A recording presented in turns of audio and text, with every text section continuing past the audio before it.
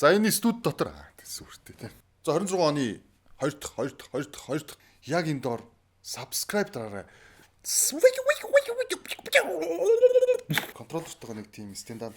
Би амлж би сайжирна. Амар урам мөнгө болно. Би сайжирна штэ. Та нар байж л та бүгдэнтэй ч нүрэх штэ. 2026 он гараад 14 оныг хонсон байна. Тэр нь юу вэ гэхээр Fortnite show гарах цаг болсон гэсэн үг. Нэг сарын нэгэнд ихний дугаар цаснаас хойш 14 оногийн дараа дараагийн дугаар орж ийн. Энэ шоу хийж дуусахгүй homemade sit down comedy show. Тавил жари өнгөрсөн 7 хоногт юу болсон бэ? Өнгөрсөн 2-7 хоногт юу болсон бэ? 26 онд юу хамгийн их бохимдуулж ийн гэхээр AI-аар торгодог болсон. За энэний өмнө ганц хоёр туршилтаар хийж үзсэн байгаа. Яадаг вэ гэхэрээс камераар хараад таныг ерөөсө буруу үйл хийж байгаа шиг торгоно. Ийшээ өдлөө. Ямар хэцүү юм бэ? Би яг юу хийх ёстой юм бэ? AI-аар торгоно гэж ямар амар ухаалаг шийдэл болсон юм бэ те? Үгүй иргэдэд торох гэж ингэж AI камер тавьдаг шигэ. Ер нь нөгөө гэр хороолт байдаг харанхуу газруудыг ингээс AI камерчулчул яаж юм? Тэгж ер нь чадахгүй таад. Манисгээ торох гээд камер тавьсан шигэ төрийн ордондоо бас нэг тийм камер тавьчул яаж нөө? Гоё юм шүү. 126 гишүүн ажилдаа ирсэн байна уу? AI-аар торгоно те? Энэ гişүү ирээг байна, энэ гişүү ирээг байна. Бүгдийг торгоод тийм бас репорт авмаар байна бид нар. Бидрийг торгодог камера бас өөрийгөө ажлаа тайлгнадаг камер болгочихвол амар юм шүү гэжүүлээ. За AI-аар торгоно гэдэг. За торгуулах нь юу нэрдэг те одоо утсанд мессежээр ирдэг. Яг уу заавал дүрмээ зөрчгээд байгаа юм биш. Дүрмээрээ явж ивэл гоё. Гэхдээ бас дүрмээ зөрчих нөхцлөөр нь хангаад өчвөл амар юм шүү. За хийж байгаа зүйл нь бол зүг гэж харж байгаа. Гэхдээ тэмцэж байгаа арга хэлбэр нь арай буруу юм шиг. Юм л олонгууд хаалаа, хорилоо, нураалаа, таслалаа, торглоо. Энэ айгүй өнгөрсөн арга байгаа. Өнгөрсөн балмад эртний арга байгаа. Энийг болчвол яаж юм манайхаа хоосон шүмжил бас биш л те. Гэхдээ энэ нэг юм байгаад байгаа хгүй. Зөрчлөө үйл гэж юм байгаа. За мэдгүй жишээ авахад доотлын айл амар чимээ гаргалаа гэд би гондол гаргалаа гэхэд доотлын айлыг иж торгож явчихдаг. Миний хохирол барагдааг байдаг. Гэхдээ зөрчлөө үйл гэд улс нь мөнгө аваа явчихдаг. Тэнгүүт нь доотлын айлын иргэнч хохирол нь барагдаагүй. Миний ч сэтгэл санаа хэцүү, тэгснээ мөнгөөр торгуулсан. Тэгвэл ч гэсэн бид нар ч гэсэн та нарт зөрүүлээд бас хяналт тавил да. 126 гишүүнтэй тааруулсан төрийн орон дотор AI-аар торгодог камер байвал ямар хөгжүүлээ. Хараалын үг хэлэхгүй, хурлаа таслахгүй, хууль батлах байгаа хүмүүсийг харуулдаг тийм камер байвал болж штэ. Тэгвэл тэр нь бас жиггээ AI болж байна. 26 онд бол ер нь авцамтай холбоотой гой асуудал төр эхэлж байна. За AI-аар торгоно гэд за замын хөдөлгөөний дүрмээр ярьж байна. Дээрээс нь авцамын түвжирлийг бууруулах төсөл гээд нэг тийм яриад ороод ирсэн. Тэр нь юу вэ гэхээр 2000 такси орж ирэх юм байна. Цахилгаан юм байна. За тэр нь болохоор яаж орж ирэх юм бэ? Төр хувийн хвшлийн хамтрал буюу засгийн газраас одоо хөнгөлөлтөө нөхцөлөөр зээл өгөх юм гинэ. За тэнгуүтэ такси баазын зохион байгуулалтанд орох юм гэж. За 1.7 сая иргэнтэй 90,000 гаруй такси явж байна. За 90,000-ын за баг 100% баг бүгд л одоо ингээл иргэд хуваарай л явж байгаа ш. Ямар нэгэн баазын зохион байгуулалт орвол. За ямар ч нэг бааз байсан гэдгийг би санаж байна. Ноён такси, юу такси ч үлээдэг нэг тийм шар таксинууд Монголд амар их орж ичсэн.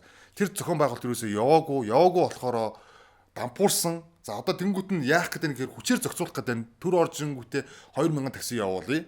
За тэнгуүтээ тэр нь 3500 төгрөгөөр явах юм гинэ. Албан бус мэдээ байгаа шүү. 2030 он гэхэд 2000 такси орж ирээд 3500 төгрөгөөр яа юу гэсэн юм бэ? 2 дахин 3 дахин баг өсөж байгаа юм шүү. Үнэн амар өсөж чинь. Энд чинь нөгөө бүгд нөгөө хоёр бизнес эрхлэгчд байгаа. Нэг хүний ажлын байрыг шууд ингээд хүчээр булаагаад ороод ичнаа л гэсэн үг шүү дээ.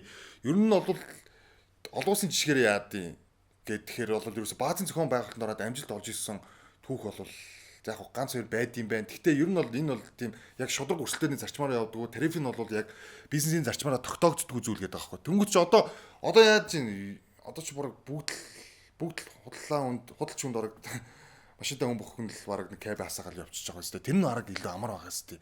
Яг заавал юм нэг болж байгаа юмыг байгалаараа болж байгаа юм ингэ болохгүй байгаа. Явах уу хаа? Дүнжи гарав. Явах уу? Тийм амар хэцүү биш тий. Миний явах зүг рүү такси явахгүй. Гэхдээ зүгээрээ би яварчсан каб дуудаад олчих чадна. 2026-ны 1 сарын 1-ээс ахмадуудын тэтгэвэр нэмэгдсэн байгаа. За 6% нэмэгдсэн гэж байгаа. Өмнө нь бол 689 мянган төгрөг буюу доод хэмжээнээс байна. За 789 болгоно гэж амлалт өгсөн байгаа юм байна. За ингээд гар дээр хэдэн төгрөг ирэх юм бэ гэнгүүт. За ингээд хуваар нь тооцоолоод дундчлаад үзэнгүүт. За манай ээж 80 мянган төгрөгийн тэтгэвэр нэмэгдсэн байна. Өөрөө бол эндээ амар баяртай байгаа. Тэгэл бараг л миний төрийн сүлжээний өршөө гэл айгу баяртай гал дөөрхөн. Гэхдээ эн чинь зүгээр л ажил олгогч хоёрын хооронд 30-40 жилийн хугацаанд хоримтлуулсан хоримтлал тэрийг л авж байгаа хэрэг шүү дээ. Түүнээс би нэг төрөөс ингээд нэг тийм ингээл өгөөл нэг тийм шидтэн шиг ингээл гарч ирээл маа чамд үгүй гэдсэн юм бол байхгүй өөр хэсийг бүр ингээд л амар ядраацсан байна ахмадуудыг.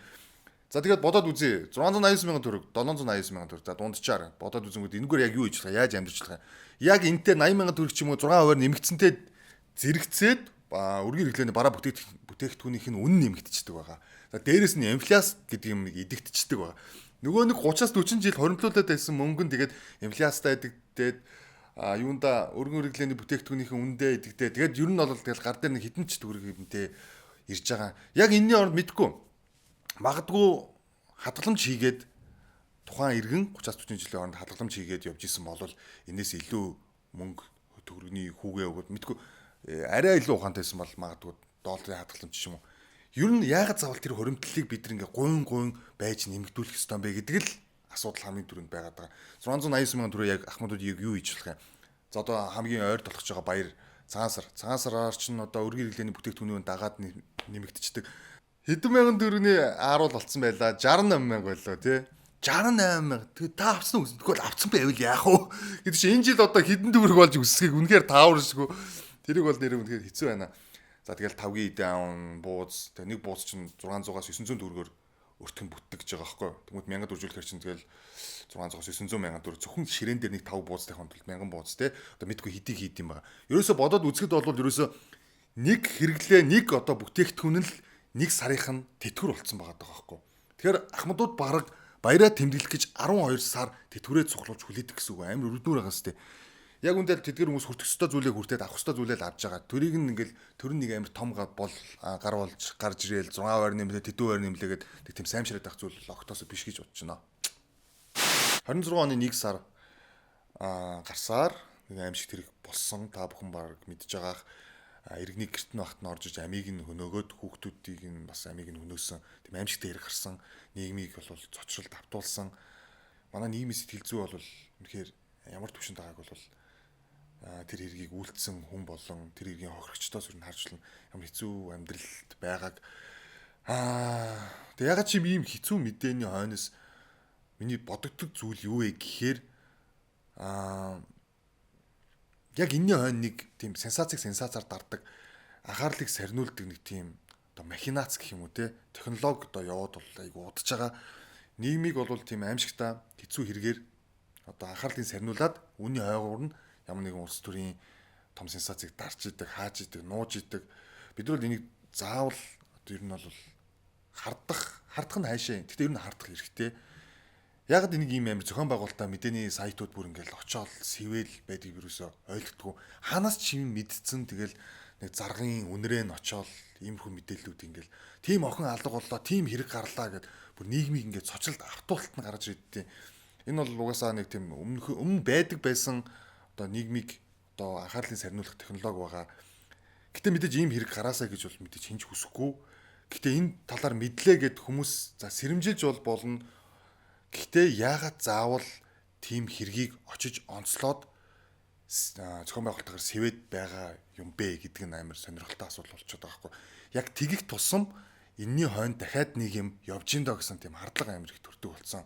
Учир зүггүй ингэж амар хэргийг сэвхэн нийгмийг бүр цочролд автуулсаар байгаад нөгөө хүмүүс нь бүр сүлдээ дүжрөөд яг энэ зохион байгуулалтаа сенсацаар дарддаг юм технологи бол яваад удаж чинь нийгминд одоо сэрэмжлүүлэх гэхээсээ илүү нийгмийг илүү дүжрүүлж гин нийгмийг илүү харгис болгож байгаа юм шиг санагдаж байна. За Монгол улсыг жинхэнэ утгаараа дэлхийд дахинд сурчилсан зүйл бол Netflix-ийн Physical Asia content гэсэн. За тэрэнд бол оролцсон багийнхан маань бол багийнхнаа санаа аваад Welcome to Mongolia контентийг бол Netflix хийсэн байгаа. Монголд ирж хийсэн. За тэр контентийг үзээр үнэхээр хөгжилтэй контент байсан байлээ. За тэгээд Орхон баяр маань бол контентэд орсоор байгаад англи хэл нь бол үнэхээр сайжирсан байлээ. Үнэхээр гайхалтай entertaining хүн юм. Эхэндээ бол зөвхөн тохио зангаагаар ярьдаг гэсэн. Сүүлдээ бол яг нэг үгээр бол яг оноосон тоочны нэг үгээр ярьдаг болсон мөлий. Secret гээл те. Welcome гээл те. Нэг бол me me amati come on гээл те. Аяар гоё контент болсон мөлий. Тэрийг үзээрэй та бүхэн. За тэгээд ийм олон контентэд орохоос гадна Орхон баяр маань бас бэлтгэлээ авах таслааг байлээ. Тэр бол гайхалтай байсан. За наа шоу моогоо болоо бэлтгэлээ хий бөхөө байрал тэгээд нэг ууртаа бүхэн одоо Орхон баярыг тэгж загинсан байлээ. Орхон баяр маань бол бөхөөж барилдаж байгаа. Шавуугаа шийдж байгаа. Тэгээд бүр дэлхийн хүн болсон байна. Ингээ гайхалтай контент хэлсэн байлгүй үзээрэй. 25 оны хамгийн органик бөгөөд импакт өндөртэй жигсаалтын талаар та бүхэн бүгд мэдж байгаах. За тэнд бол Норгийн улмаа бол байсан. За тэнгуүтээ энэ жигсаалаас огцрох амархан жигсаалаас хамгийн импакт өндөртэй байгаад үр дүн гарсан, дуурсан уу, яасан нь мэдэхгүй. Ямар нэгэн байдлаар энэ залууг юусоо зүгээр айлахгүй байгаа. За тэгэд нэг сард бол нэг мэдээд цацагдсан болохоор улмааг бол найз охиноо амиа хорлоход хүргэсэн гэсэн тийм мэдээлэл яваад байгаа. Тэр нь бол прокуророор ингээд болцсошгүй гэдэг зүйлийг ингээд ярьж байгаа. Тэнгүүт энэ чинь ингээд яг шүүхээр эцлэн шүүгээгүй байхад нь яагаад ийм мэдээлэл цацаад байна гэдэг нь амар асуудалтай. Яг үндэ бол прокурор бол тэрийг тогтоох ёстой хүн биш байхгүй. Зүгээр зүүлжлэх боломжтой. Гэтэл яагаад бүр энэ хэргийг хийцэн хүн мэтэр яриад байгаа юм бэ гэдэг нь асуудалтай. Шүүхээр эцлэн тогтоогоогүй байхад чинь хүнийг тэгж сошиалор амар бүлиддэг тийм зүйл гарцсан байгаа. Яг одоо манай улсад цаазын ял байхгүй ч гэсэн сошиал цаазын тавцанг бол угсарчихсан байгаа.